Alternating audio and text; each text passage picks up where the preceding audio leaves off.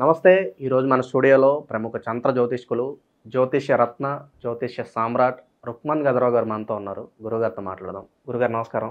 మాతృదేవోభవ, పితృదేవోభవ, ఆచార్య దేవోభవ. గురుగారు, మహాశివరాత్రి రోజు ఎన్నో పూజా కార్యక్రమాలు చేస్తూ ఉంటారు, ఉపవాసాలు చేస్తూ ఉంటారు, జాగారాలు చేస్తూ ఉంటారు. అసలు ఆ రోజు పూజ విధానం ఎలా ఉండాలి? అలాగే తంత్ర జ్యోతిషం ప్రకారం ఆ రోజు ఆ పరమశివుడి యొక్క అనుగ్రహం మనం పొందాలంటే మంచి రెమెడీ ఏదైనా ఉంటే తెలియజేయండి గురుగారు. మహాశివరాత్రి అంటే రాత్రుల్లోకే అది మహా అనేటువంటి పేరు. మాస శివరాత్రి అని ప్రతి మాసం వస్తుంది, అది మాస శివరాత్రి. అవును. కానీ ఇది మాత్రం మహాశివరాత్రి అంటే చాలా గొప్ప రాత్రి అని అర్థము. శివుడు లింగోద్భవ మూర్తిగా అర్ధరాత్రి అంటే నడి నిశరాత్రి అతను లింగోద్భవంగా ఉద్భవించినటువంటి సమయమే మహాశివరాత్రి, మహాలింగోద్భవం చెందినటువంటి సమయం. మరి ఎంతోమందికి తెలుసు, విష్ణుమూర్తి బ్రహ్మదేవుడికి పరీక్ష పెట్టి ఆయన సమస్తము నేనే, ఆది అంత్యములు నేనే అని నిరూపించినటువంటి రాత్రిగా దాన్ని చెప్పుకుంటారు. మరి సృష్టికర్త బ్రహ్మ, అదేవిధంగా మరో సృష్టి పాలకుడైన మహావిష్ణువులకే ఆయన జ్ఞానోపదేశం చేసినటువంటి సందర్భాన్ని మహాశివరాత్రిగా చెప్పుకుంటారు. నమశివాయ అనేటువంటి పంచాక్షరి మంత్రము మనలో ఉన్నటువంటి పంచభూతాలను యాక్టివేట్ చేస్తాయి. ఈ నమశివాయ మంత్రోచ్చారణతో మారుమోగేటువంటి దినంగా ఈ దినాన్ని మనం చూసుకోవచ్చు. ఆ రోజు ఉపవాసాలు, జాగరణలు ఇవన్నీ కూడా భక్తిపూర్వకంగా ఆయన్ని మనం మరింత క్రమశిక్షణతో, ప్రేమతో, అభిమానంతో ఆయన యొక్క కృపా కటాక్షాన్ని లింగోద్భవ సమయం వరకు మేలుకొని ఆయన ఆరాధించుకోవడంతో విశేషమైనటువంటి ఫలితాలను ఖచ్చితంగా ప్రతి ఒక్కరికి ఆయన అందిస్తాడు. ఏలినాటి శని ఉన్నవాళ్ళు, అర్ధాష్టమ శని ఉన్నవాళ్ళు, అష్టమ శని ఉన్నవాళ్ళు, ఇతరత జాతకంలో గాలసర్ప దోషాలు ఉన్నవాళ్ళు, ఏ జాతకంలో ఏ దోషాలున్నా సరే ఈ శివరాత్రి పూజను క్రమశిక్షణతో, ఉపవాస దీక్షతో, నమశివాయ మంత్రోచ్చారణతో, అత్యంత భక్తి శ్రద్ధలతో ఆరాధించి చేసుకోగలిగితే అసలు జాతక దోషాలు మొత్తం పోతాయి. నవగ్రహాలు శివాలయంలోనే పెట్టుంటారు, ఇంకే ఆలయంలో ఉండవు. అంటే పరమశివుడికి విఘ్నేశ్వరుడు, సుబ్రహ్మణ్యేశ్వరుడు పిల్లలు అంటారు. నవగ్రహాలు కూడా ఆయన పిల్లలే. అందుకే ఏ గ్రహానికి బాగలేకపోయినా రుద్రాభిషేకం చేయండి అంటారు. రుద్రాభిషేకం చేస్తే ఆ గ్రహదోషం పోతుంది.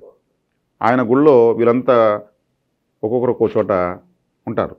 ఆయన ఆధీనంలో గ్రహాధీనంలో నవగ్రహాలు ఆయన ఆధీనంలో ఉంటాయి. సో ఒక్కొక్క ఫలితానికి ఒక్కొక్క అభిషేకం ఉంటుందా?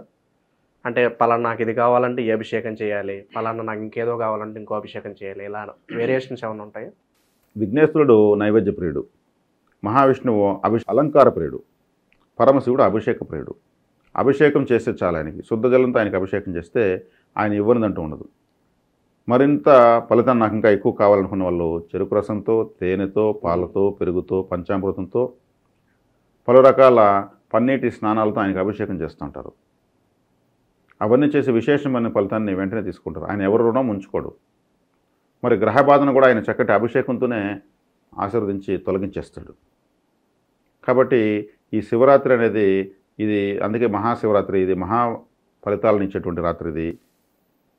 మరి తినుటకు తిండి లేదు, ఉండుటకు ఇల్లు లేదు, కట్టుటకు బట్ట లేదు, ఏ లోటు లేని ఆ పరమేశ్వరుడికి, ఏమీ లేని ఆ పరమేశ్వరుడికి ఏ లోటు లేదు. శివుడాజ్ఞ లేనిదే చీమైనా కుట్టదు. మరి ఆయన దిగంబరుడని, ఆయన నుంచే కాలభైరవుడు, ఆయన నుంచే వీరభద్రుడు లాంటి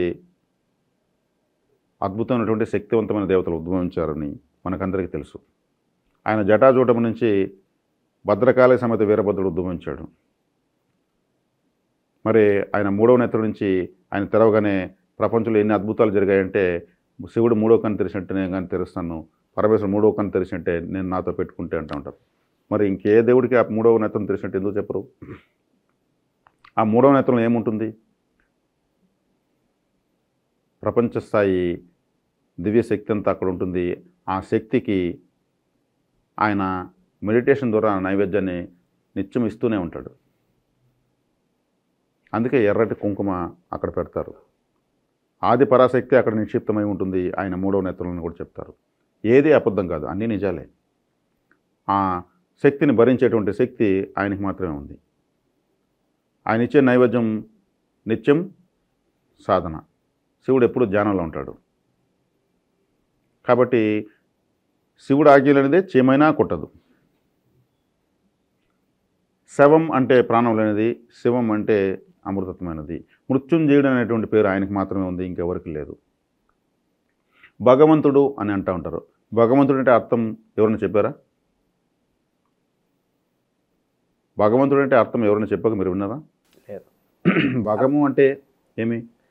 జస్ట్ భగవంతుడు అంటే ఒక శక్తి అంతవరకు అంటారు తప్ప ప్రాపర్గా అర్థం భగవంతుడు ఎందుకు అనాలని? భగము అంటే స్త్రీ యొక్క యోని. ఎవరైనా పుట్టవలసిన యోని సంభవలే. అంటే వంతుడు, భగవంతుడు అంటే స్త్రీ యొక్క యోని, అంటే పుట్టుక యొక్క రహస్యం తెలిసినవాడు, గిట్టుటకు అవకాశం లేనివాడు. పుట్టుక యొక్క రహస్యం తెలిసినవాడు, గిట్టుటకు అవకాశం లేనివాడు. అందుకే భగవంతుడు అయ్యాడు ఆయన. అందుకే మృత్యుంజయుడు అయ్యాడు ఆయన. కాబట్టి ఆ మృత్యుంజయుడు ఎవరో కాదు, ఈయనే భగవంతుడు. ఈయన గురించి ఎంత విన్నా ఇంకా విందామనిపిస్తుంది. సమయము ఎంతైనా క్షణమాత్రమే అనిపిస్తుంది. మరి ఈయన యొక్క తేజస్సు నుంచే సుబ్రహ్మణ్య స్వామి పుట్టాడు, వీరభద్రుడు పుట్టాడు, కాలభైరవుడు పుట్టాడు. ఒక కుటుంబంతో భార్య పిల్లలతో ఉన్నటువంటి ఏకైక దేవుడు కూడా ఈయనే. చక్కగా ఒళ్ళో పిల్లలను కూర్చోబెట్టుకుని ఏ దేవత మనకు కనిపించరు. కాబట్టి శివాలయానికి వెళితే శివుని ఆరాధిస్తే తీరని సమస్య అంటూ ఉండదు. సృష్టిని పాలించేటువంటి నవగ్రహాలు ఆయన ఆధీనంలో ఉన్నప్పుడు సృష్టి మొత్తం ఆయన ఆధీనంలో ఉన్నట్టే. కాబట్టి ఇక్కడ సర్పదోషాలు ఉన్న వాళ్ళు శివారాధన చేయొచ్చు.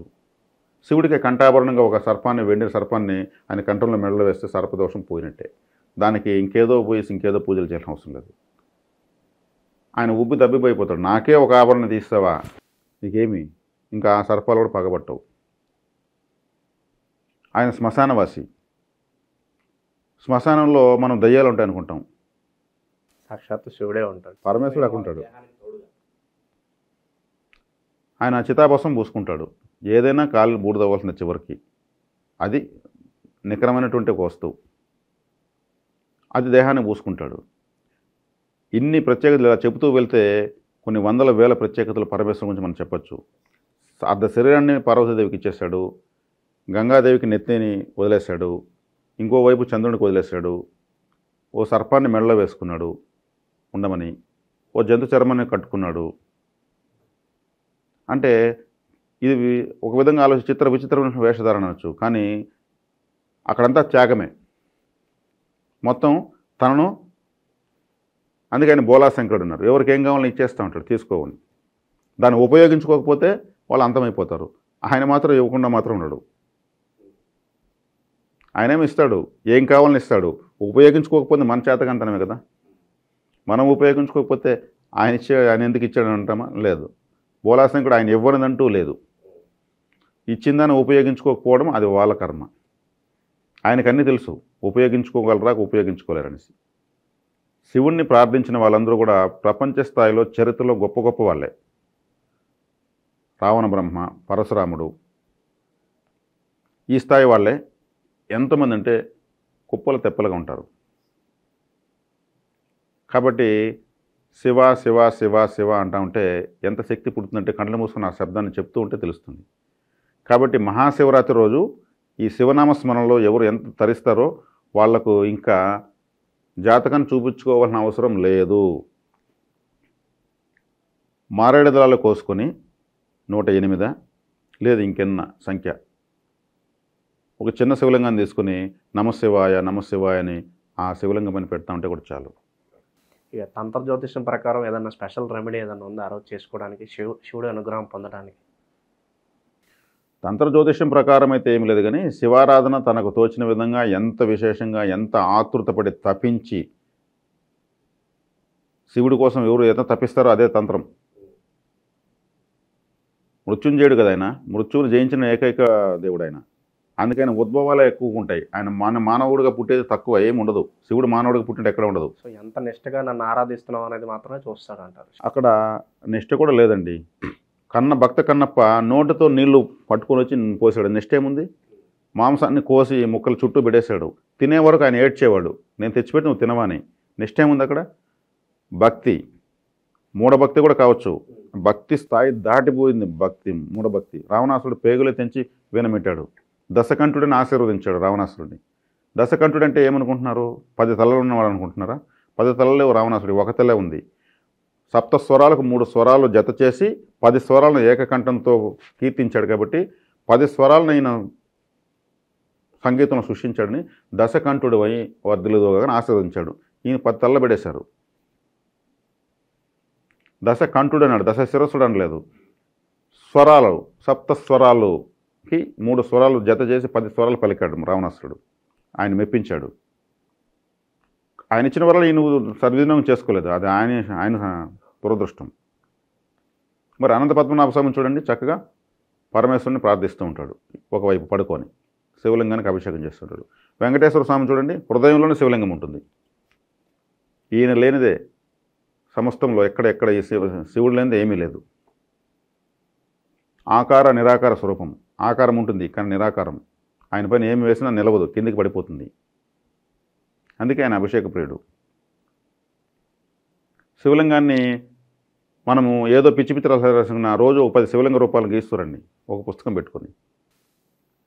మీ జీవిత స్వరూపం, జీవిత ఆకారం అద్భుతంగా మారిపోతుంది. కాబట్టి ఇక్కడ అర్థం పరమార్థం, జన్మకు ఒక సాకారం మనకు కావాలనుకుంటే శివారాధన చాలా గొప్పది, అద్భుతమైనది.